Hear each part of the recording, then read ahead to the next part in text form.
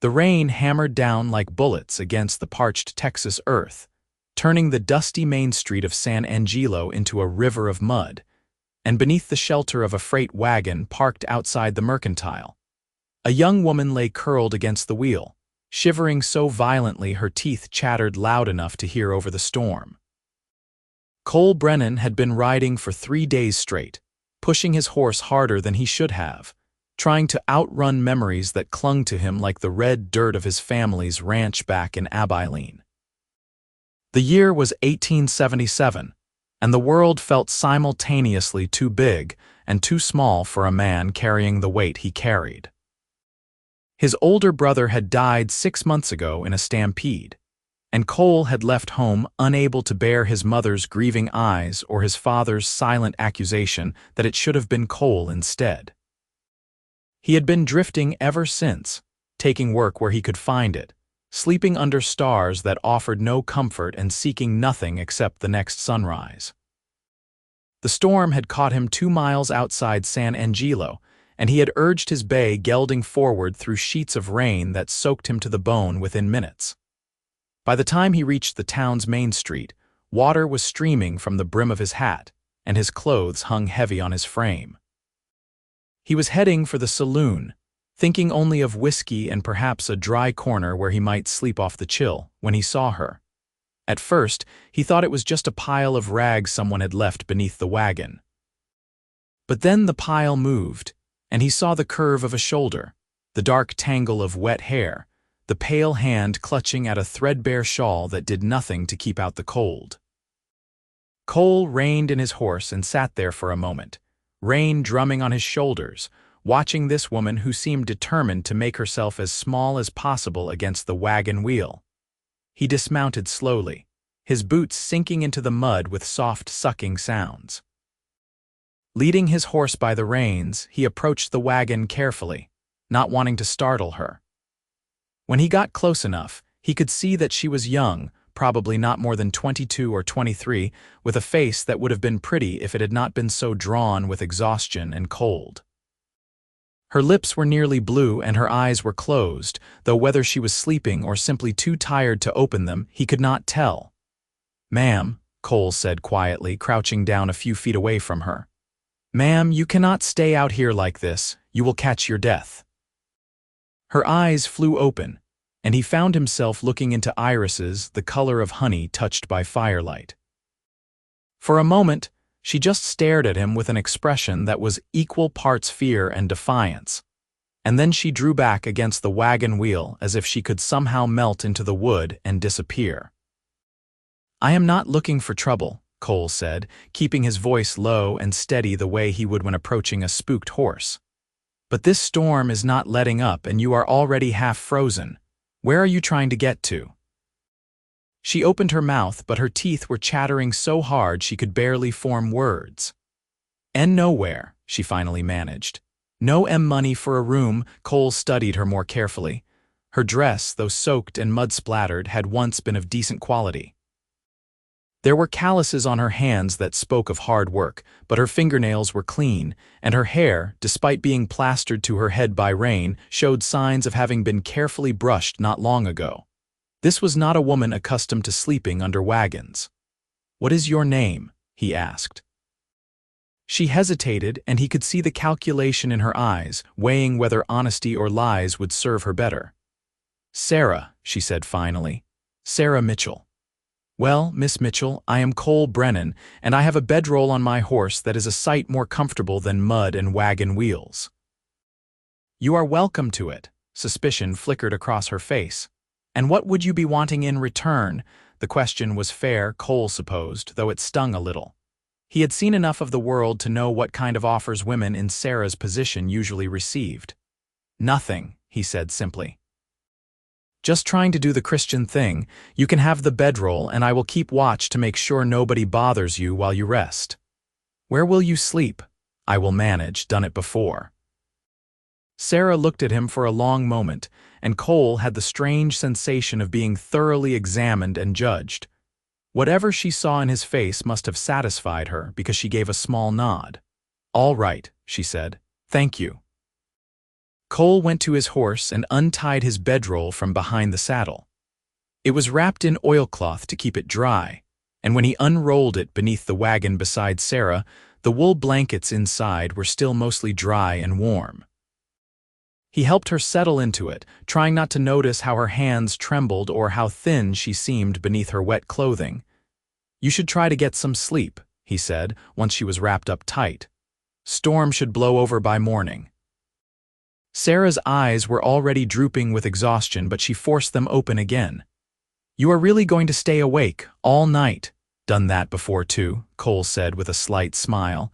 "Do not worry about me, Miss Mitchell, just rest." He settled himself against the wagon wheel where she had been, pulling his damp coat tighter around his shoulders. The rain continued its relentless assault, and within minutes, he could feel water trickling down his back and pooling in his boots. It was going to be a long, miserable night, but when he glanced over at Sarah and saw that her eyes had finally closed and her breathing had evened out into the rhythm of sleep, he felt a strange warmth in his chest that had nothing to do with temperature. Cole had always been the kind of man who acted first and thought later, much to his mother's despair. His brother Thomas had been the careful one, the planner, the son who thought 3 steps ahead. Cole was the one who saw a wild Mustang and tried to ride it, who jumped into swollen creeks to save drowning calves, who got into fistfights defending people he barely knew. It had gotten him into trouble more times than he could count, but it had also earned him a reputation as someone who could be counted on when things got rough, sitting there in the rain, watching over a woman he had known for all of 10 minutes. Cole wondered what Thomas would have done. Probably found her a proper room somehow, or talked the preacher into opening the church. Thomas had always been good with words, good at convincing people to do the right thing. Cole was better with actions than words, better at showing than telling. So he sat and he watched, and he stayed awake while Sarah Mitchell slept in his bedroll beneath a freight wagon in San Angelo, Texas. The hours crawled by with agonizing slowness. The storm showed no signs of letting up, and the temperature dropped as midnight approached. Cole's clothes were so thoroughly soaked that he stopped noticing the wetness, and just focused on the cold that seemed to seep into his very bones. He occupied his mind by watching the mostly empty street, counting the seconds between lightning flashes and thunder rumbles, and trying not to think about how much he would give for a cup of hot coffee. Around what he guessed was 2 in the morning, Sarah stirred in the bedroll and opened her eyes. She blinked in confusion for a moment, as if she had forgotten where she was, and then her gaze found Cole still sitting against the wagon wheel. "You are still awake," she said, her voice hoarse. "Told you I would be." She pushed herself up on one elbow, and even in the darkness, Cole could see the concern on her face. "You are freezing. I can see you shaking from here." "I am fine." "No, you are not." Sarah sat up fully, keeping the blankets wrapped around her shoulders. "This is ridiculous. You are going to die of exposure just to keep a promise to a stranger. Get under here before you catch pneumonia." Cole shook his head. "Would not be proper, Miss Mitchell." "Proper?" Sarah's laugh was short and bitter. "I am sleeping under a wagon in the rain without a penny to my name. I think propriety left my life somewhere around the Oklahoma border. Now get under these blankets before I have to drag you." There was steel in her voice that surprised him, a core of strength that her exhausted appearance had hidden. Cole hesitated, but another violent shiver ran through him, and he realized that she was right. He was not doing anyone any favors by freezing to death out of some misguided sense of propriety. "All right," he said, moving carefully to sit beside her under the wagon. Sarah held up one side of the blankets, and he slid in, trying to keep as much distance between them as possible in the confined space. It was immediately warmer, and he could not suppress a sigh of relief as feeling began to return to his fingers and toes. They sat in awkward silence for a while, both staring out at the rain-soaked street. Finally, Sarah spoke. "Why did you help me?" Cole considered the question. "Seemed like the right thing to do. Most men would not have seen it that way. Then most men are fools." Sarah turned to look at him, and in the faint light from a distant street lamp, he could see something like wonder in her expression. "You really mean that?" "Yes, ma'am, I do." She was quiet for another moment, and then she said, "I am not used to kindness without strings attached." "Everyone deserves kindness," Cole said simply. "No strings required." Sarah's eyes grew bright with what might have been tears, but she blinked them away quickly. "I am trying to get to California," she said suddenly, as if she needed to explain herself. "My aunt lives in Sacramento. She wrote to me saying I could come live with her, help her run her boarding house. But I ran out of money in Fort Worth and had to work for my passage the rest of the way. I was traveling with a family, helping with their children, but we got separated in a storm 3 days ago, and I have been trying to catch up with them ever since." "You have been alone for 3 days," she nodded. "I had a little money left, but I spent it on food and a place to sleep the first night. Last night I slept in a barn outside of town. Tonight I could not even find a barn, then it started raining and I just wanted to get out of the worst of it." Her voice dropped to barely a whisper. "I was starting to think I was not going to make it." Cole felt a surge of anger at the family who had left her behind, at the circumstances that had reduced a clearly decent woman to sleeping under wagons. "You will make it," he said firmly. "We will figure something out in the morning." "We." Sarah looked at him with surprise. "I am heading west myself," Cole said, making the decision even as he spoke the words. "Got no particular destination in mind. Sacramento is as good a place as any. You would travel with me. But you do not even know me." "Know enough," Cole said. "Know that you need help and I am able to give it. That is all that matters." Sarah was silent for so long that Cole thought she might refuse. Then she said softly, "Thank you, Cole Brennan. I do not know what I did to deserve such kindness, but thank you." Cole felt his chest tighten with an emotion he could not quite name. "Get some sleep, Miss Mitchell. Morning will come soon enough." This time, when Sarah closed her eyes, Cole let himself do the same. With the shared warmth of the blankets and the surprising comfort of another human presence beside him, exhaustion finally overtook him, and he drifted into sleep to the sound of rain drumming on the wagon above their heads. When Cole woke, the world was washed clean and new. The storm had passed sometime before dawn, and now the early morning sun was painting the sky in shades of pink and gold. Birds were singing in the cottonwood trees that lined the creek at the edge of town, and the air smelled of wet earth and possibility. Sarah was still asleep beside him, her face relaxed and peaceful in a way it had not been the night before. In the daylight, Cole could see that she was even prettier than he had first thought, with high cheekbones and a determined chin that spoke of character. Her hair, drying now in the warm air, was a rich brown with hints of auburn where the sunlight caught it. He carefully extricated himself from the bedroll without waking her and stood up, wincing at the stiffness in his muscles. His clothes were still damp but warming quickly in the sun, and he figured they would be mostly dry within an hour or so. His horse had found shelter under the overhang of a nearby building and was munching contentedly on some grass that had sprung up overnight with the rain. Cole was trying to decide whether to wake Sarah or let her sleep when he heard footsteps approaching. He turned to see a portly man in a white apron walking toward him, eyeing the situation beneath the wagon with obvious disapproval. "You there," the man said, his voice sharp. "This is my wagon you have been sleeping under. I need to move it." "Sorry about that," Cole said, keeping his tone friendly. "We got caught in the storm last night and needed shelter. We will be out of your way in just a moment." The man's eyes narrowed as he spotted Sarah still wrapped in the bedroll. "Is that a woman? Good Lord, what kind of indecency is going on here?" "The kind where two people tried not to freeze to death in a rainstorm," Cole said, his voice taking on an edge. "Nothing improper if that is what you are suggesting." "HMPH," the man snorted. "Well, get her out from under there. I have goods to deliver, and I am already running late because of the storm." Sarah stirred at the sound of voices and opened her eyes. When she saw the man standing there glaring at her, she quickly sat up, clutching the blankets around her shoulders. I am sorry, she said. We did not mean to cause any trouble.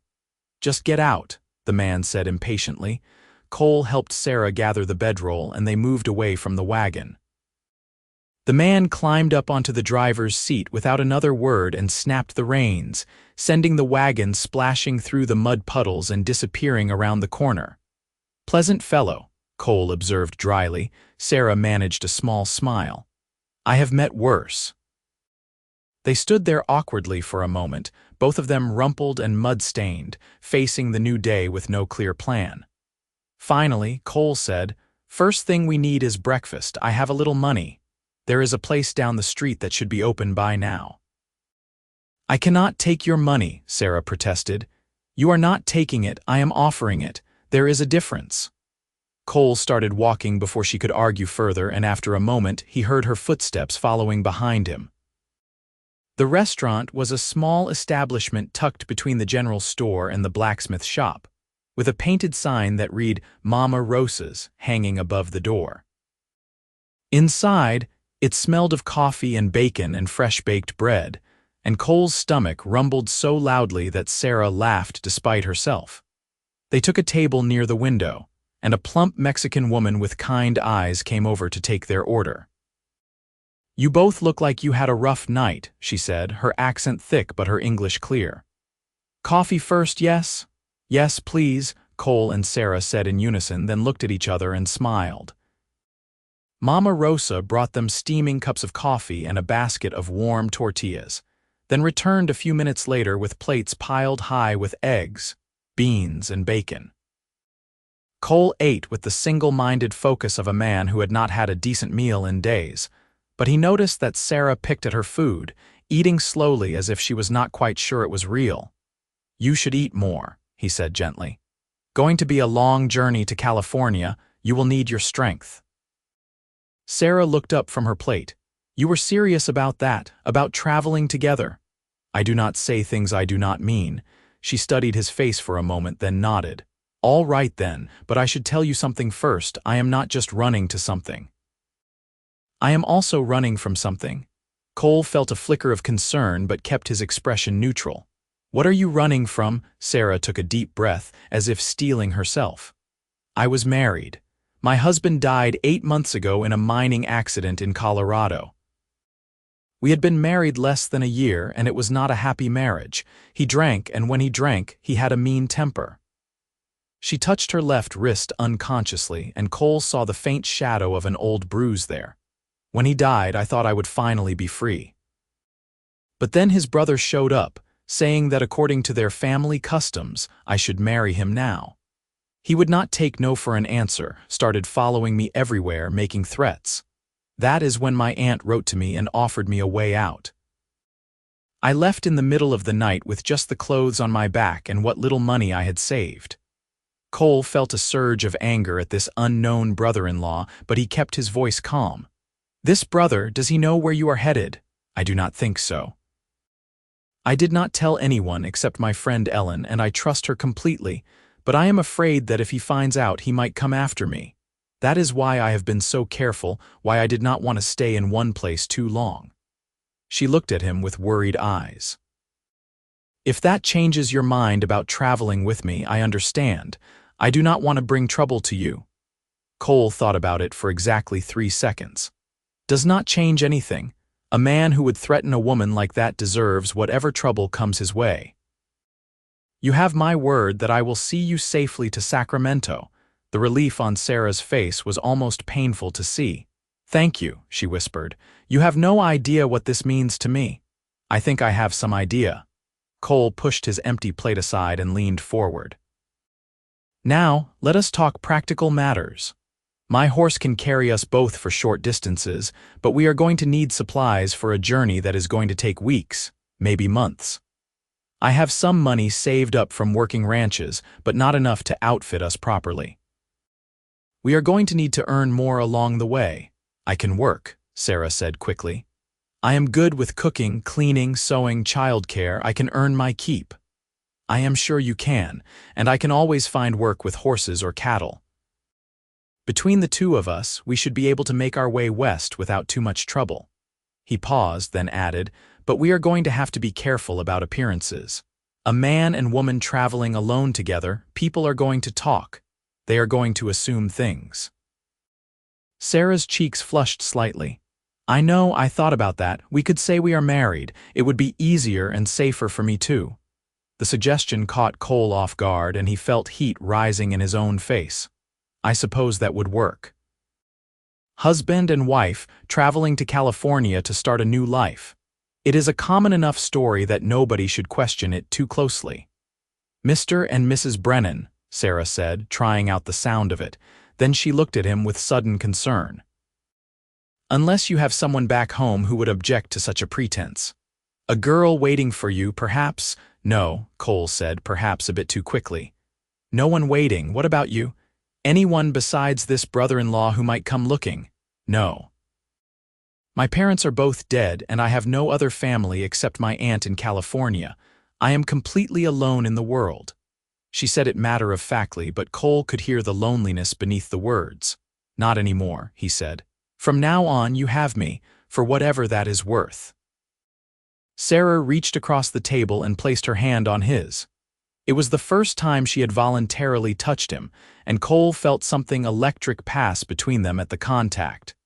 It is worth more than you know, she said softly. They spent the rest of the morning preparing for their journey. Cole sold his saddle to the blacksmith for a decent price, figuring they could ride bareback if necessary, and the money would be better spent on supplies. They visited the general store and carefully purchased what they would need.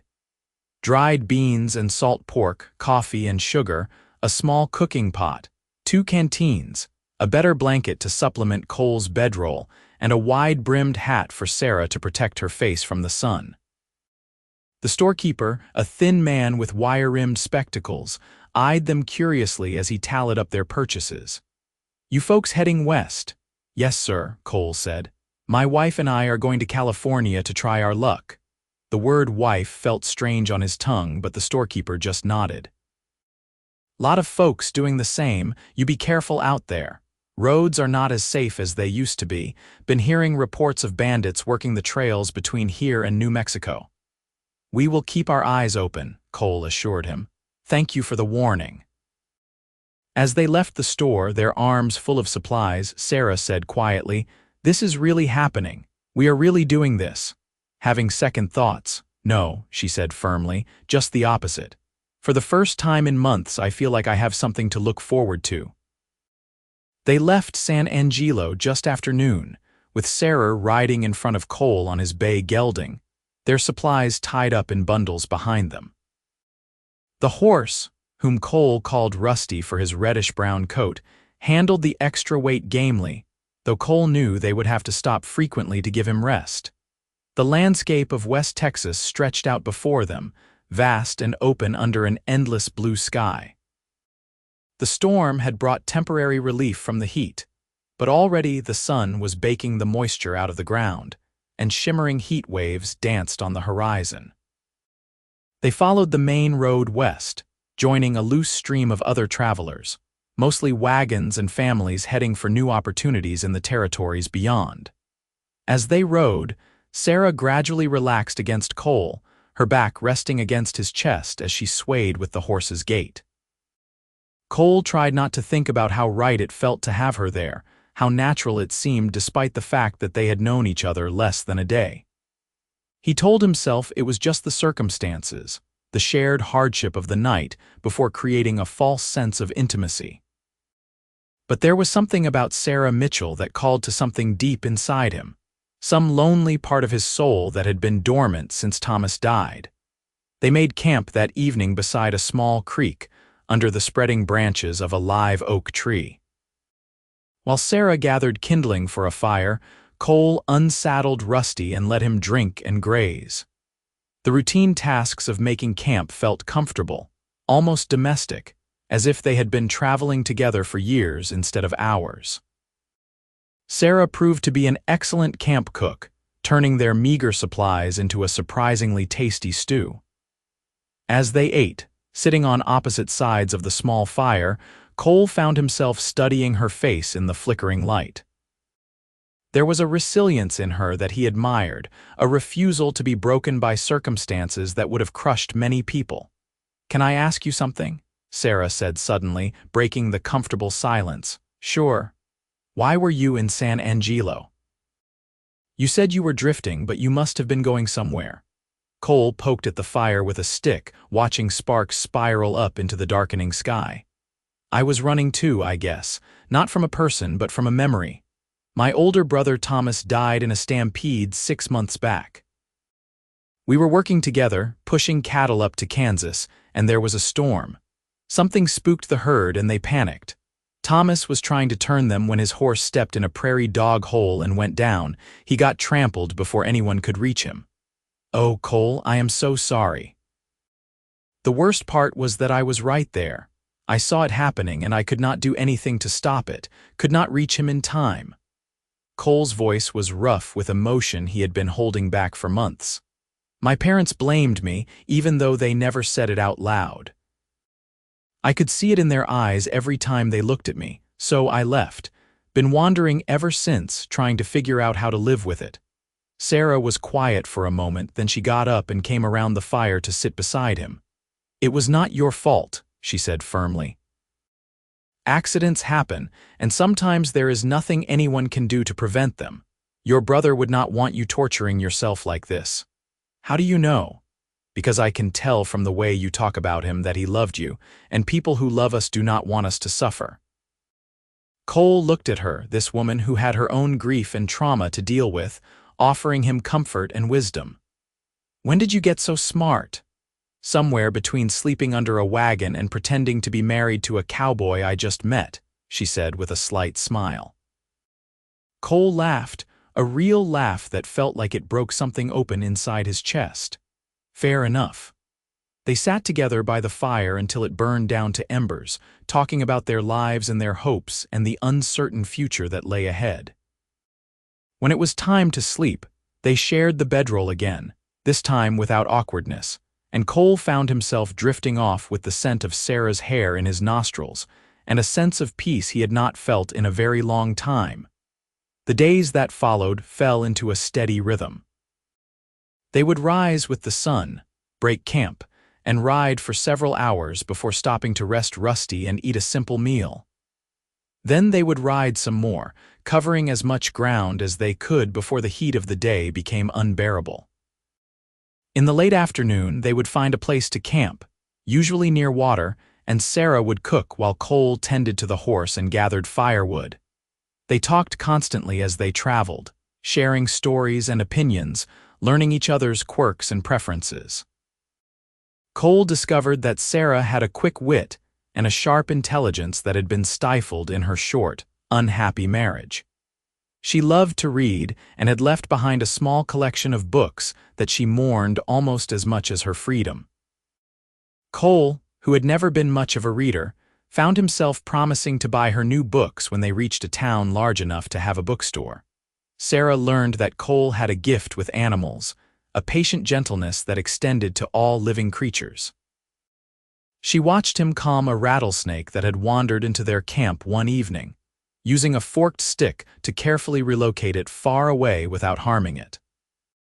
She saw how he always made sure Rusty had water and shade before seeing to his own needs, how he spoke to the horse as if it could understand every word. By the time they reached Fort Stockton, a week into their journey, something had shifted between them. The pretense of being married no longer felt like a pretense. They moved together with an easy synchronicity, anticipating each other's needs and finishing each other's sentences. When they signed into the small hotel in town as Mr. and Mrs. Brennan, the lie felt more like a promise of something that might become true. Fort Stockton was a dusty military outpost that had grown into a small town serving travelers heading west. Cole and Sarah decided to spend a few days there, earning money to replenish their depleted supplies. Cole found work at the fort stables, breaking green horses for the cavalry, while Sarah took a job at the hotel, helping the owner's wife with laundry and cooking. It was strange being apart during the day after so many days of constant companionship. Cole found himself watching the sun's progress across the sky, counting the hours until he could return to the hotel and see Sarah again. When he finally finished his work each evening, he would find her waiting for him, her face lighting up in a smile that made his heart do strange things in his chest. On their third night in Fort Stockton, they took their earnings and treated themselves to dinner at the town's only restaurant.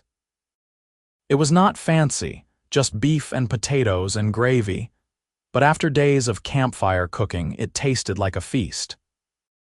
They sat across from each other at a small table in the corner, and Cole was struck by how beautiful Sarah looked with her hair brushed and shining, wearing a dress she had borrowed from the hotel owner's wife.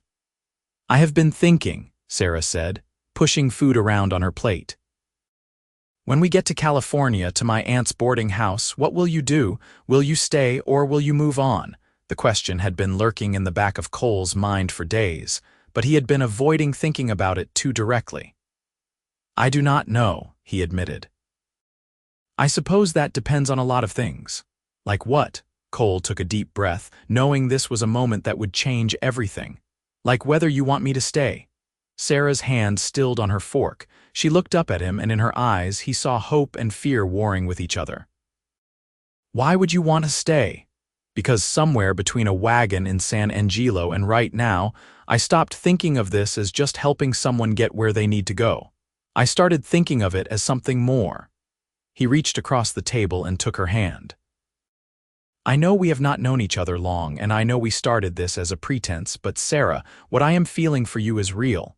It is the most real thing I have felt in a long time." Sarah's eyes filled with tears, but she was smiling. "I feel it too. I have been so scared to admit it, even to myself. After my first marriage, I swore I would never give my heart to anyone again, but you are different, Cole. You are kind and patient and good, and being with you makes me feel safe in a way I have never felt before. So, you want me to stay?" "In California, I want you to stay wherever I am," Sarah said. "For as long as you want to be there." Cole stood up and came around the table, pulling Sarah to her feet and into his arms. He kissed her there in the restaurant, not caring who saw or what they thought. It was a kiss that sealed a promise, that turned a pretense into a truth. That marked the moment when two lonely, broken people decided to stop running and start building something new together. When they finally pulled apart, they were both breathless and laughing. The other diners in the restaurant were staring at them, but Sarah just buried her face in Cole's chest and held on tight. "We should probably get out of here," Cole murmured into her hair. "Probably," Sarah agreed, but neither of them moved. They left Fort Stockton 2 days later with lighter hearts and heavier pockets. The work had been good, and they had earned enough to buy a second horse, a gentle mare that Sarah immediately named Daisy. Having 2 horses made travel much easier and faster, and they were able to cover more ground each day. As they crossed from Texas into New Mexico territory, the landscape began to change. The flat plains gave way to rolling hills, and then to mountains in the distance, their peaks still capped with snow even though it was late spring. The air grew drier, and at night it was cold enough that Cole and Sarah huddled together in their shared bedroll, wrapped in each other's arms as much for warmth as for the simple pleasure of being close. They were 3 weeks into their journey when trouble found them. They had stopped for the night in a small canyon that offered shelter from the wind. Cole was tending to the horses while Sarah prepared their evening meal when he heard the sound of hoofbeats approaching. He looked up to see 3 men riding into their camp, all of them heavily armed and wearing expressions that sent warning bells ringing in Cole's head. "Evening," said the man in front, a lean, weathered individual with a scar running from his left eye to his jaw. "That is a nice-looking camp you have got here." "Evening," Cole replied carefully, positioning himself between the strangers and Sarah. "Can I help you gentlemen with something?" "Matter of fact, you can. See, we have been riding hard all day and we are tired and hungry. Figured you might be willing to share some of that food we smell cooking." "We do not have much," Cole said, keeping his voice steady, "but you are welcome to what we can spare." The scarred man smiled, but it did not reach his eyes. That is mighty generous of you. But I think we will just take what we want and be on our way, save you the trouble of deciding what you can spare." Cole felt his muscles tense. He was not wearing his gun belt, it was hanging on his saddle several feet away. He calculated the distance and knew he would never reach it before the men could draw on him. "Listen, we do not want any trouble. Take the food if you must, but leave us the horses and our supplies. We have a long way to go." "Oh, we will be taking the horses too," the man said, dismounting. His companions followed suit, spreading out to flank Cole on either side. "And anything else that looks useful, nothing personal, friend, just business." "Cole," Sarah said quietly from behind him, fear making her voice tight. "It is all right," Cole said, though he was far from sure that was true. "Just stay behind me," the scarred man laughed. "Look at this, boys. He thinks he is going to protect his woman. That is sweet." He took a step closer, his hand resting on the butt of his pistol. "Tell you what, friend. You just step aside nice and easy and maybe we will let you keep your hide intact. Maybe." Cole did not move. "I said take what you need, but you are not touching her." Something flickered in the man's eyes, something dark and cruel. "See, now you have gone and made this personal. I do not like being told what I can and cannot do." Things might have turned very ugly right then, but at that moment, a new sound echoed through the canyon. It was the distinct click of a rifle being cocked, and it came from the rocks above their camp. "I suggest you three get back on your horses and ride out of here while you still can," said a woman's voice, strong and clear. "I have a Winchester aimed at your friend's head, and at this distance, I do not miss." Everyone froze. Cole risked a quick glance up and saw a figure silhouetted against the darkening sky, standing on an outcropping about 30 feet above them. True to her word, she was holding a rifle, and it was indeed pointed at the scarred man. "Who the hell are you?" the man demanded. "Someone who does not like seeing 3 armed men threatening travelers who are just trying to mind their own business. Now, are you going to leave peacefully, or do I need to start shooting?" The scarred man looked up at the woman, then at his companions, clearly weighing his options. After a long, tense moment, he spat into the dirt and said, "This is not over. We will remember you, friend, and your woman too." "I will be sure to lose sleep over that," the woman on the rocks said dryly. "Now get." The 3 men mounted their horses, shooting dark looks at Cole and Sarah before riding out of the canyon. They did not look back. Cole waited until the sound of hoofbeats had completely faded before he let out the breath he had been holding. "Thank you," he called up to their rescuer. "You saved our lives." "Maybe so," the woman said, shouldering her rifle and making her way down from the rocks with surprising agility. As she got closer, Cole could see that she was probably in her 40s, lean and weathered like old leather, with gray-streaked brown hair pulled back in a braid. She wore men's clothing and had the confident stride of someone accustomed to taking care of herself. "Name is Martha Colby. I have a camp about a mile from here, saw those 3 riding this way and figured they were up to no good. I am Cole Brennan, and this is my wife Sarah. We are heading to California." Martha looked them over with sharp, assessing eyes. "A bit young to be making that trip alone, are not you? What are you running from?" "Bad memories, mostly," Cole said, deciding that honesty might serve him better than lies with this woman. Martha nodded as if that made perfect sense. "The West is full of people running from something, nothing to be ashamed of as long as you are running toward something better." She looked at their camp setup and the small fire. "You two look like you know what you are doing out here, but you are going to need to be more careful. There are a lot more than 3 outlaws between here and California.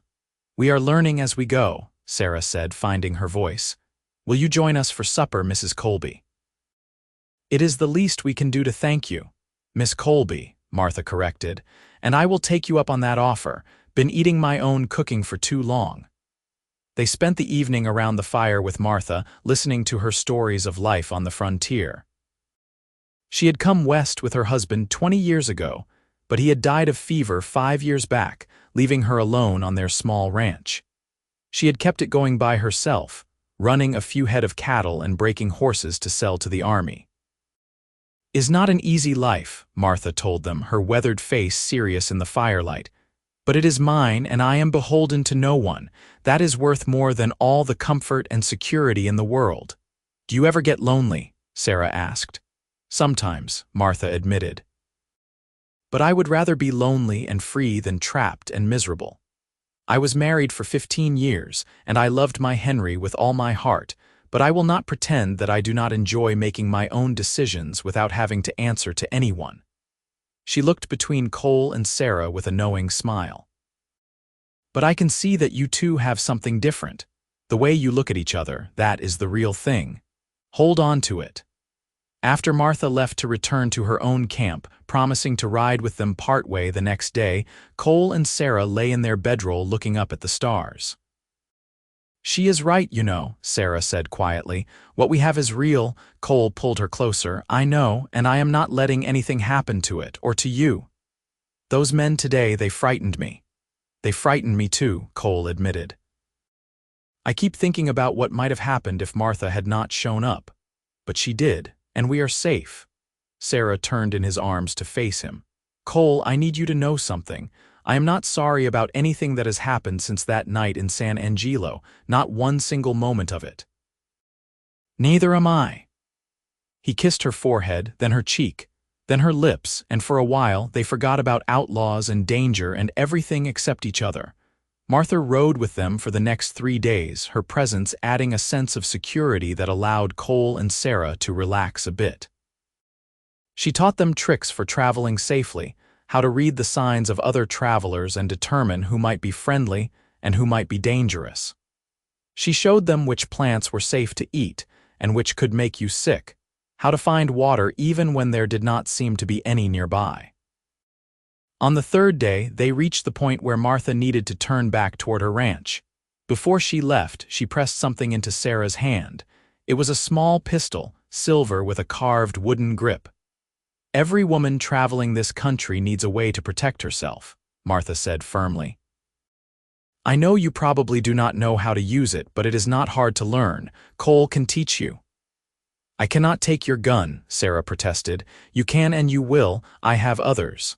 Besides, it will give me peace of mind knowing you have it."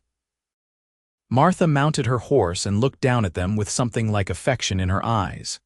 "You two are going to make it. I can tell. Just be careful and trust each other.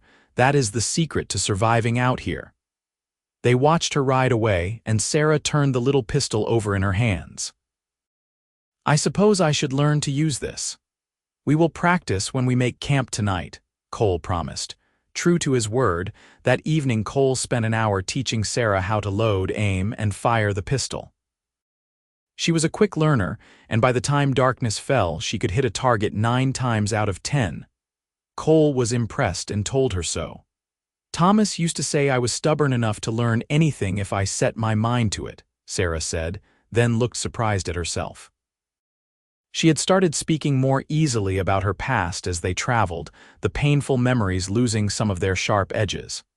"He was talking about learning to bake bread, but I suppose the principle is the same. Your husband?" "Yes. Despite everything, he was right about some things."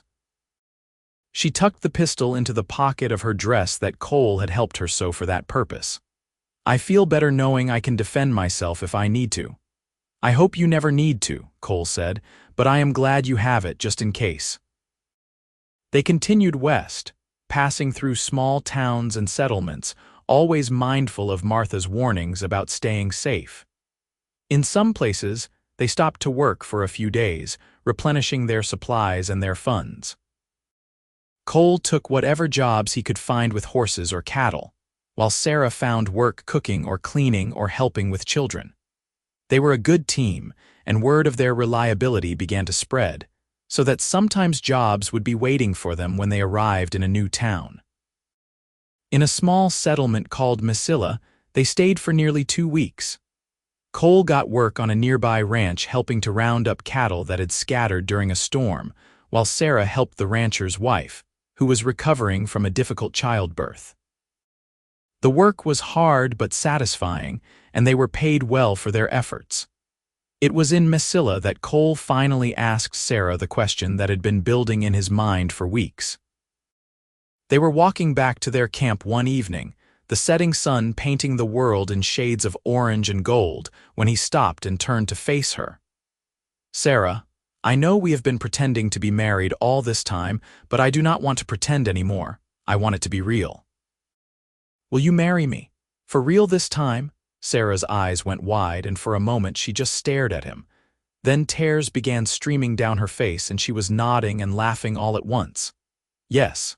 Yes, Cole Brennan, I will marry you. I will marry you right now if we can find a preacher." As it happened, there was a circuit preacher in Mesilla that week, and by the time the sun set, Cole and Sarah were standing before him in the small adobe church, pledging their lives to each other with a sincerity that needed no pretense. The rancher and his wife stood as witnesses, and when the preacher pronounced them husband and wife, Cole kissed Sarah with all the love and promise he had been holding inside for weeks. They spent their wedding night in a real bed at the town's only hotel, and for the first time since they met, there were no barriers between them, no walls of propriety or caution. They came together with tenderness and passion, and Sarah fell asleep in Cole's arms feeling truly safe and loved for the first time in her life. The next morning, they woke as husband and wife in truth, and everything felt different and yet exactly the same. They were still heading to California, still traveling the long road west, but now they were doing it as partners in every sense of the word. As they prepared to leave Mesilla, the rancher's wife pressed a package into Sarah's hands. "A wedding gift," she said with a warm smile. "Open it when you make camp tonight." That evening, when they stopped beside a small stream, Sarah unwrapped the package to find 2 beautiful quilts, hand-stitched with intricate patterns. There was also a letter that read, "Every marriage needs a warm place to sleep and a kind heart. You already have the second. Here is the first. May you build a good life together." Sarah cried happy tears, and Cole held her, marveling at how his life had changed in just a few short weeks. He had started this journey alone and purposeless, haunted by grief and guilt. Now he had a wife, a purpose, and hope for the future. It was more than he had ever thought to ask for. They traveled through New Mexico and into Arizona territory, following the southern route that would eventually lead them to California. The landscape grew more dramatic, with towering red rock formations and deep canyons that took the breath away. They saw Apache scouts in the distance sometimes, but were never approached. Cole always made sure to camp in open areas where they could see anyone coming from a long way off. In late June, they reached Tucson, a dusty town that sat in a valley surrounded by mountains. They had been traveling for nearly 2 months, and both they and their horses were tired. They decided to stay for a while, finding work and resting up for the final push to California. Cole got a job working for a freighting company, helping to load and unload wagons, while Sarah found work at a boarding house not unlike the one her aunt ran in Sacramento. The owner, a widow named Mrs. Chen, who had come to America from China years ago, took an immediate liking to Sarah and taught her tricks for managing a boarding house efficiently. It was during their time in Tucson that Sarah discovered she was pregnant. She had suspected for a few weeks but had not been sure until a visit to the town's doctor confirmed it. When she told Cole, he picked her up and spun her around, laughing with pure joy. "We are going to have a baby," he kept saying, as if he could not quite believe it. "We are going to be a family." "We already are a family," Sarah said, cupping his face in her hands. "But yes, we are going to be a bigger family." The news of the baby changed their plans slightly. They decided to stay in Tucson until after the birth, not wanting to risk the journey while Sarah was pregnant. Cole found more permanent work as a horse trainer for a wealthy rancher who owned a sprawling estate on the edge of town, and they moved into a small adobe house that came with the job. Those months in Tucson were among the happiest of their lives. Sarah bloomed with pregnancy, her face glowing with health and contentment. Cole threw himself into his work, driven by a fierce desire to provide for his growing family. They made friends in town, attended church socially, and began to build a life that felt stable and real. In February of 1878, on a cool desert evening, Sarah gave birth to a son. The labor was long and difficult, and there were moments when Cole feared he might lose her, but she proved as strong as he had always known she was. When the doctor finally placed the squalling infant in Cole's arms, he felt something break open in his chest, a flood of love so powerful it nearly brought him to his knees. "He looks like you," Sarah said weakly from the bed, her face pale but smiling. "He has your nose," Cole countered, unable to take his eyes off the tiny, perfect face of his son. They named him Thomas after Cole's brother, and it felt like a way of honoring the past while embracing the future. When Cole wrote to his parents to tell them about the baby, it was the first time he had contacted them since leaving Kansas. His mother wrote back with a letter full of love and forgiveness, begging him to come home for a visit when he could. Cole read the letter to Sarah with tears in his eyes. Another piece of his broken past finally healed. They stayed in Tucson until Thomas was 4 months old and strong enough to travel. By then, it was June again, almost exactly a year since Cole had found Sarah sleeping under that wagon in San Angelo. So much had changed in that year, and yet the core of it remained the same. Two people who had found each other in the darkness, who had chosen each other and kept choosing each other every day since. The final leg of their journey to California took 6 weeks. They traveled slowly, careful with the baby, stopping frequently to rest and care for him. Crossing the Colorado River was an adventure in itself, and climbing up through the mountains was exhausting, but they pressed on, driven by the knowledge that they were almost there. In late July of 1878, they finally rode into Sacramento. The city was larger and more bustling than either of them had expected, full of people from all over the world who had come seeking gold or opportunity, or simply a new beginning. Sarah's aunt lived in a neat 3-story building near the center of town, with a painted sign that read Mitchell House hanging above the door. When Sarah knocked, the door was opened by a tall, gray-haired woman with Sarah's eyes and a smile that lit up her whole face. "Sarah." "Oh, my dear child, you made it." The reunion was tearful and joyful, with Aunt Margaret crying over Sarah and exclaiming over baby Thomas and welcoming Cole as if he were her own son.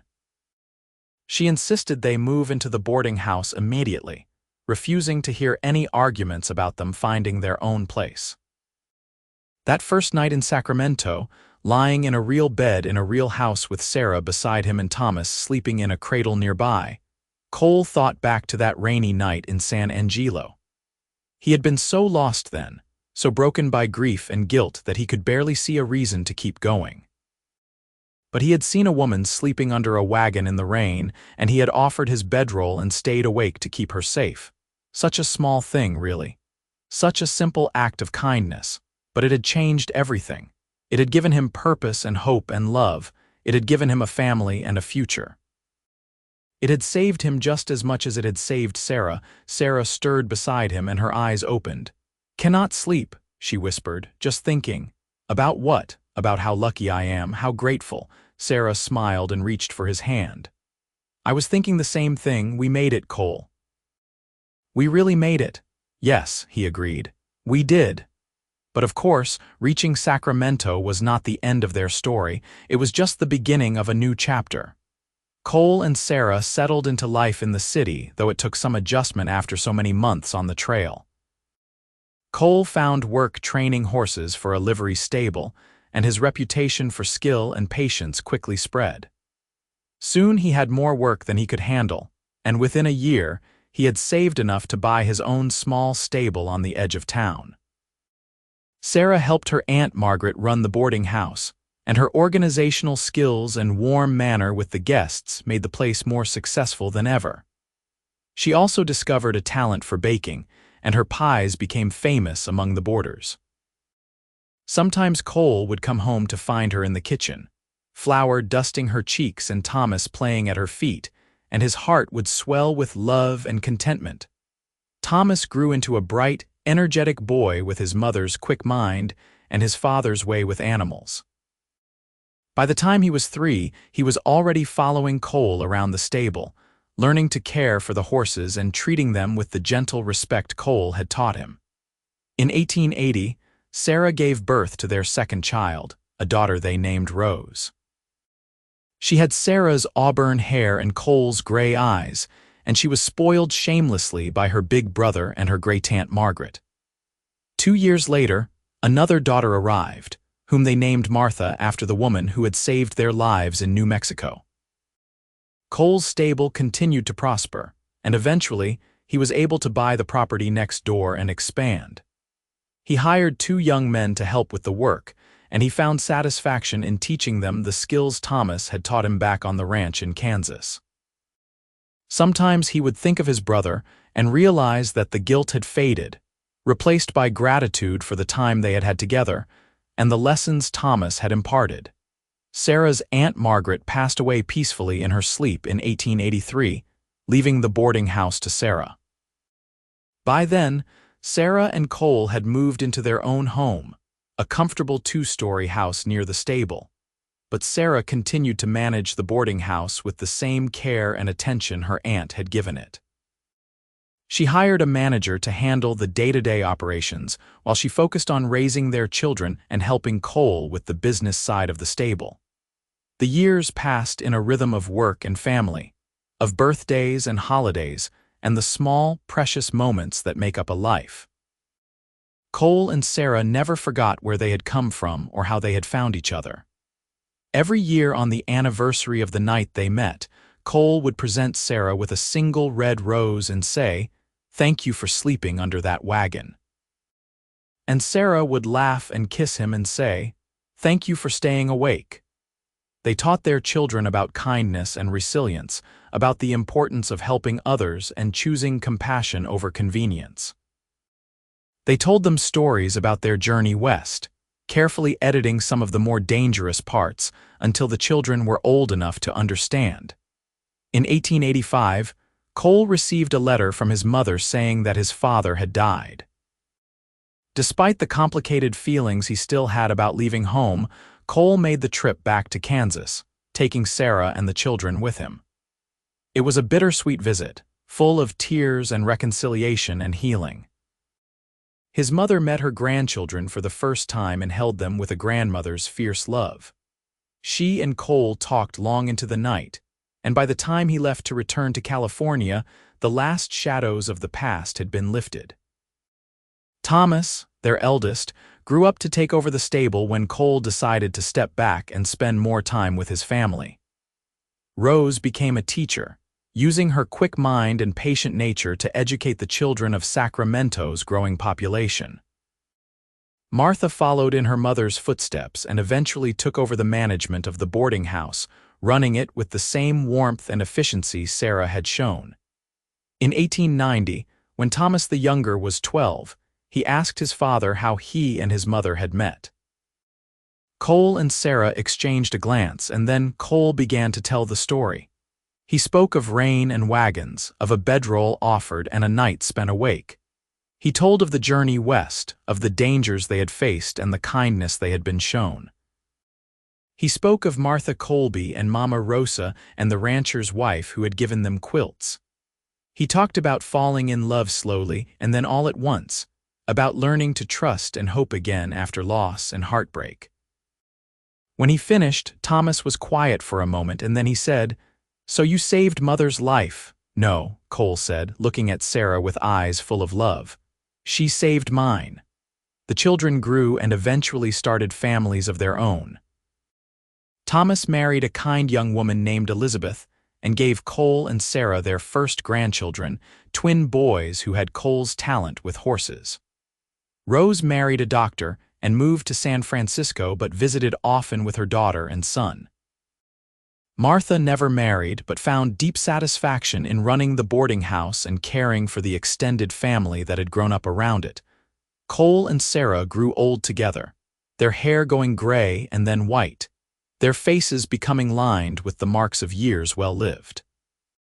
They remained as much in love as they had been that night in Mesilla when they married for real.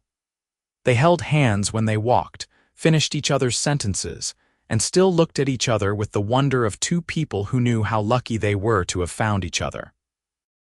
In 1905, on a warm summer evening, Cole and Sarah sat on the porch of their house watching the sun set over Sacramento.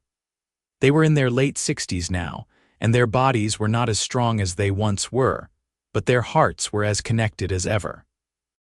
Their children and grandchildren had gathered for Sunday dinner, and the sound of laughter and conversation drifted out from the house behind them. "Do you ever think about that night in San Angelo?" Sarah asked, her hand clasped in Cole's. "Every day," Cole said. "Best storm I ever got caught in." Sarah laughed, the sound as bright and genuine as it had been 30 years ago. "I was so scared that night. So tired and cold and certain that I was not going to make it. And then you appeared like something out of a dream, offering me your bedroll without asking for anything in return." "I got plenty in return," Cole said. "I got you, I got our family, I got a life worth living again." "We got each other," Sarah corrected gently. "That is what matters." They sat in comfortable silence, watching the sky turn from gold to pink to deep purple.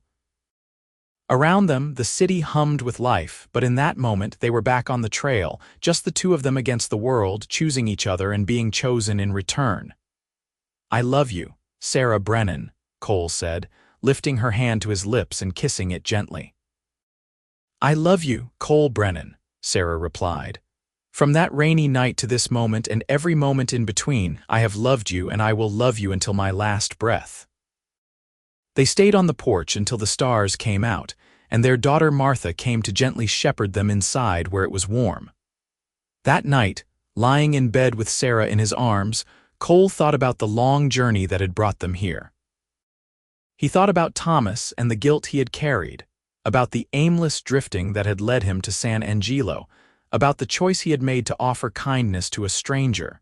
Such a small thing, offering a bedroll to a woman sleeping under a wagon in the rain. Such a simple decision to stay awake and keep watch. But it had been the beginning of everything. It had been the moment when two broken people had reached out in the darkness and found each other's hands. Cole lived to be 73 years old, and Sarah lived to be 75. They died within 6 months of each other, neither able to bear being apart for very long. Their children and grandchildren mourned them deeply, but also celebrated the extraordinary love story that had shaped all their lives. Years later, when the grandchildren were old and gray themselves, they would still tell the story of how Cole and Sarah met. They would speak of a rainy night in Texas, of a cowboy who offered his bedroll and stayed awake, of a woman who accepted that kindness and gave her heart in return. They would talk about the journey west, about the trials and adventures that had forged two strangers into partners, and then into something even deeper. And they would remind their own children and grandchildren that sometimes the most important moments in life are the small ones, the simple choices to be kind, to help, to stay awake and keep watch over someone who needs it. Because you never know when that small moment of compassion might change everything. You never know when offering a bedroll to a stranger might lead to a love that lasts a lifetime and shapes generations yet to come. The story of Cole and Sarah Brennan became part of family legend, passed down through the years as a testament to the power of kindness and the enduring strength of love. Their descendants prospered in California, but they never forgot the lesson at the heart of their family history that sometimes the greatest treasures are found in the most unexpected places, and sometimes the most important thing you can do is offer shelter to someone caught in the rain. In Sacramento, the stable Cole founded continued to operate under the Brennan name for generations, and the boarding house Sarah managed became a historic landmark.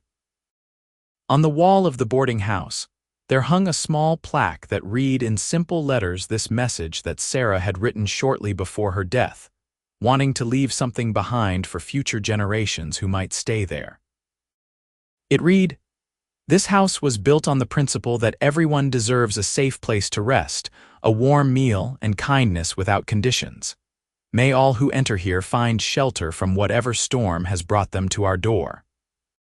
Below that, in smaller letters, it said, "In memory of Aunt Margaret Mitchell, and in honor of all those who offer their bedroll to strangers and stay awake to keep them safe." The stable had its own marker, a bronze plaque mounted near the entrance that Cole's children had commissioned after his death. It showed a cowboy on horseback, and beneath it were engraved these words that Thomas had chosen carefully, knowing they captured the essence of his father's character and the story of how his parents had met. Cole Brennan, 1851 to 1924. He taught us that the measure of a man is not in what he takes from the world, but in what he gives. He gave kindness to a stranger on a rainy night and received a lifetime of love in return. May we all be so generous and so fortunate.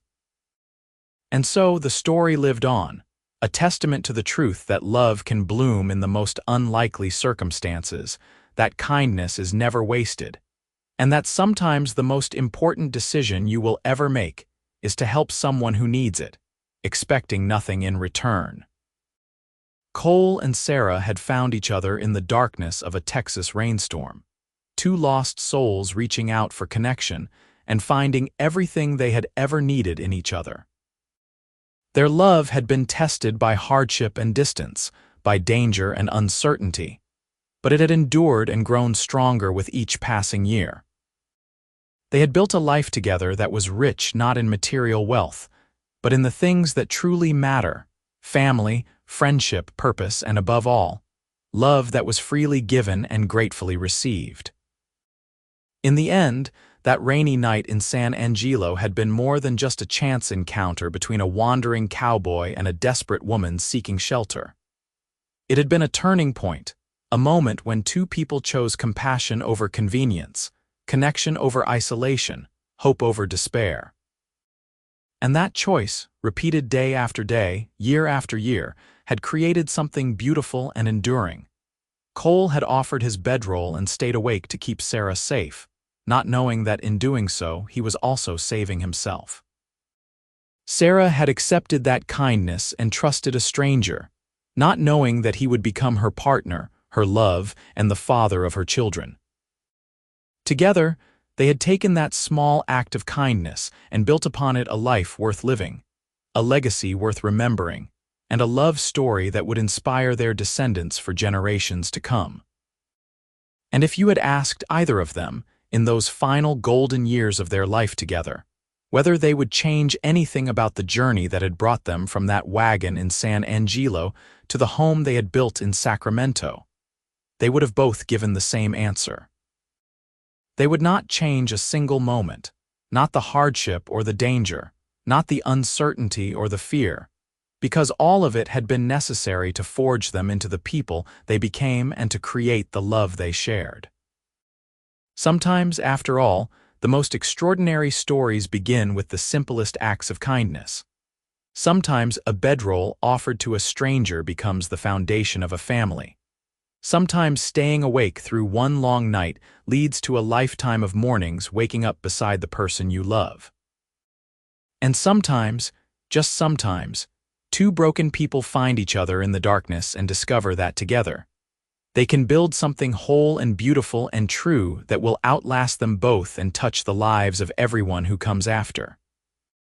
That was the story of Cole and Sarah Brennan, a cowboy who offered shelter and stayed awake, and a woman who accepted kindness and gave her heart in return. It was a story of survival and hope, of resilience and redemption, but most of all, it was a story of love in its purest, most enduring form. It was a reminder that we are all just one act of kindness away from changing our lives forever, and that the greatest treasures we will ever find are not things we can hold in our hands, but the connections we forge with other human hearts. Their story ended as all stories must, with death and grief and the sorrow of those left behind. But it also lived on in the lives they had touched, the children they had raised, the lessons they had taught, and the example they had set. Cole and Sarah were gone, but their love remained, woven into the fabric of their family's history and standing as proof that even in the hardest of times, even in the darkest of nights, there is always room for kindness, always hope for connection, and always the possibility that one simple choice might lead to everything you have ever wanted.